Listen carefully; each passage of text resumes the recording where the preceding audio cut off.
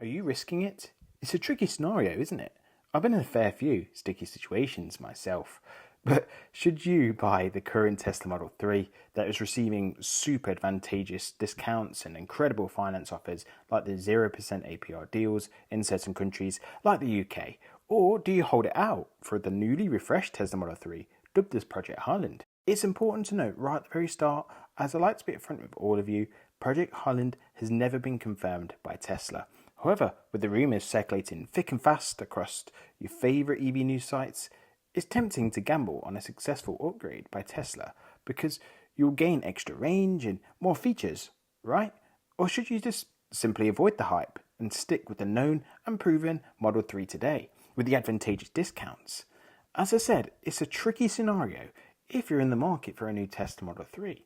And with that in mind, I'm here to help you with this very video. I've owned my rear-wheel drive Tesla Model 3 for almost 3 years now, and these are my thoughts and opinions to help you decide on this very topic.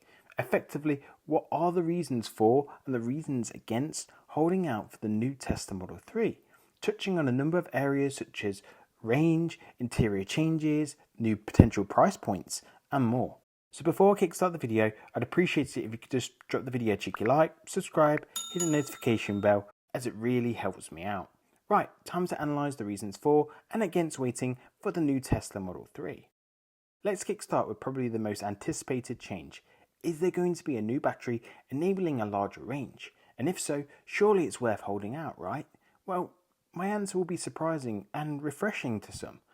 For most, the upcoming upgrade might not be worth it for you. So why is that, Adam? Simply speaking, if you have 305 WLTP rated miles or 272 EPA rated miles, and that's depending on if you're in Europe or in the US, this is going to be the lowest range Tesla that you can buy today. But how often would you need that extra 30 or 70 miles that the potential Project Highland upgrade could offer? If you want a more dedicated video on the latest rumours, I'll pop it on the screen now. But getting back on topic, if your own driving habits meet the average US annual mileage of around 13,476 miles, which really dwarfs the UK's measly 5,506 miles per annum, but at that 13,476 miles figure, if you convert that to a weekly figure, that's equivalent to driving 260 miles a week. So theoretically speaking, you already have a week's worth of range. But the best is yet to come.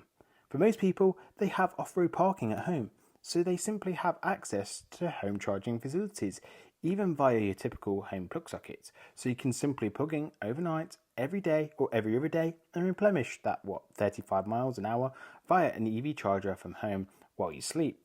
Pretty dreamy, right? See what I did there?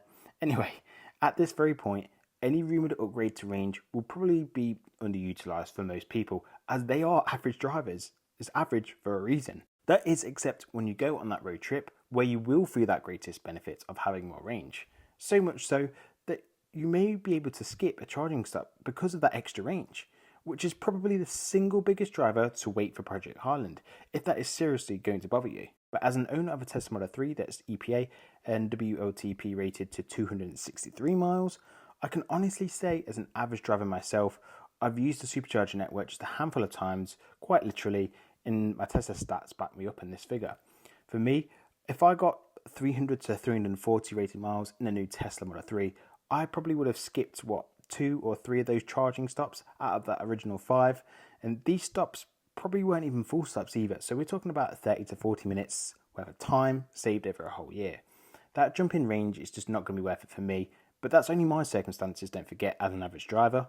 Don't forget this is going to be about your circumstances though, and they may differ to mine. Maybe you don't have home charging, or maybe you do a lot of round trips more frequently of 280 miles or more. And this is when perhaps you should maybe consider the current long range Model 3 and how that stacks up. Or maybe you just want to wait for Project Highland. The new Tesla could even have faster charging speeds, but ultimately we do not know. And going back to the original point, how often are you going to use this extra range or extra charging speed? And that's going to be key here to working that out. Swiftly moving on to pricing. As I know some of you will be very much in the camp of, but Adam, more range for less money. Yes, if that statement is true, then hats off. It's another tick in the box for Project Highland. But here's the thing the rumours do not tell you. Tesla will be very calculated on what it charges for the new refreshed Tesla Model 3. And why is that, Adam? Well, A couple of years ago, Tesla announced it was planning on producing a $25,000 Tesla Compact, and if it's priced too low, then it will take demand away from the upcoming product, which for Tesla is then counterproductive, and it may then take demand away from the Tesla Model Y if it's massively undercutting that Model Y price. So pricing is benchmarked appropriately. However, bringing a dose of reality back to the question, there is no guarantee of lower prices with a revised Model 3.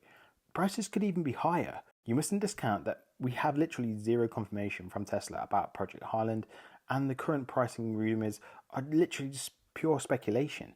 Therefore, with the current Tesla Model 3, you have absolute certainty of what you're going to be paying, minus any discounts or finance deals.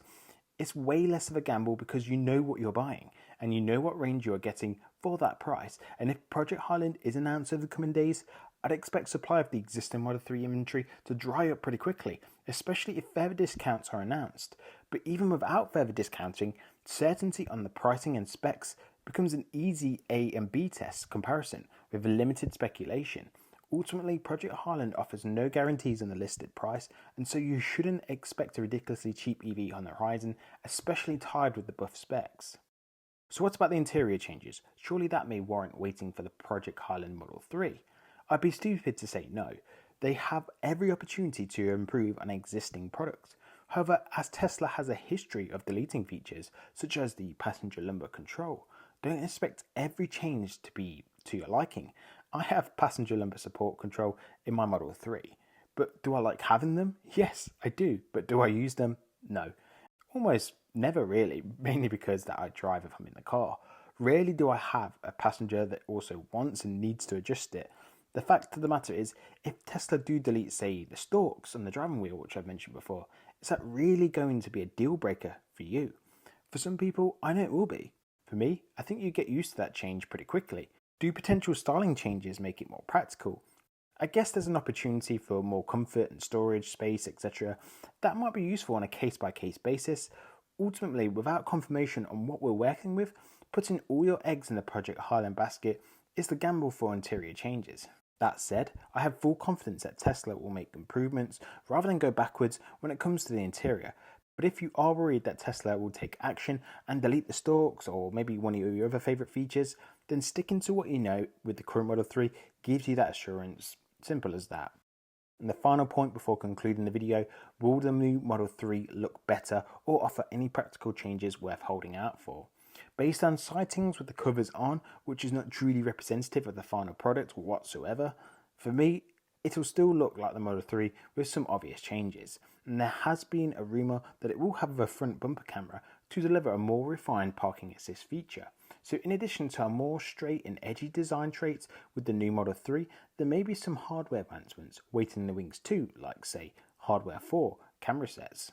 The rumours of it turning into a hatchback boot or trunk seems far too fetched for me. I wouldn't be holding out for that feature. But I think what you should be doing is, rather than considering what Project Highland could have to offer, maybe consider, do I like the current Model 3 style, and could I introduce maybe some third-party accessories just to make it unique and enhance the looks, just like I did with these third-party wheel covers. And this is just a great balance of certainty in design, but also making it unique and personalised to you and your tastes. The Project Highland changes on the exterior could be extensive, or they could be even minor. We're just all waiting not so patiently for Tesla to spill the beans on what we're truly working with here. So to round things up and to conclude, if you haven't already worked it out, I think the Tesla Model 3 available today offers tremendous value. It's a proven winner with owners, and it's even better now that we have some financial incentives by Tesla like the 0% APR PCP deal. And I know for some people, they've been waiting patiently for offers like this for years, and it won't even bat an eyelid about Project Highland because this Model 3 is everything they need and more. The discounts have made that a reality. On the other hand, I know some people that just want the latest and greatest produce on the market. So rather than valuing what they have, there's always something better on the horizon by Tesla. Ultimately, I can't make this choice for you. It's one that you need to make on your own circumstances, and the choice between certainty on specs and proven design versus new potential features at potentially a different price point, whether that be higher, lower, even the same. Regardless, once we have clarity, expect the inventory and choice available in its current guise to drop quickly as people then make their minds up on what they want. So did today's video help?